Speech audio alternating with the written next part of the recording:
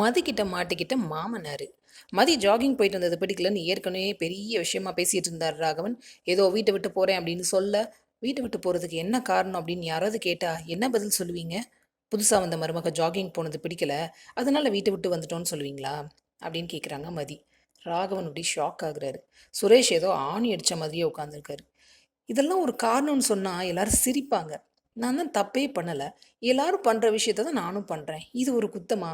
இப்படி சொன்னால் யாருமே உங்களுக்கு சப்போர்ட் பண்ண மாட்டாங்க அப்படின்னு சொல்கிறாங்க மதி. ஒன்றுமே இல்லாத விஷயத்துக்காக காலையிலேயே ஒரு சண்டையை ஆரம்பிக்காதீங்க. எல்லாருக்கும் வேலை இருக்குது. அவர் பேங்க்குக்கு போகணும், எனக்கு காலேஜ் போகணும், பாப்பா ஸ்கூலுக்கு போகணும். எதுக்கு எல்லாருடைய நேரத்தையும் வீணடிச்சிட்டு அப்படின்னு சொல்லிட்டு உள்ளே போயிடுறாங்க காலேஜ் கிளம்புறதுக்கு. பாக்யராஜ் சொல்கிறாரு, மலரு நீ சொன்ன மாதிரியே போடு போடுன்னு போடுறா அப்படின்னு.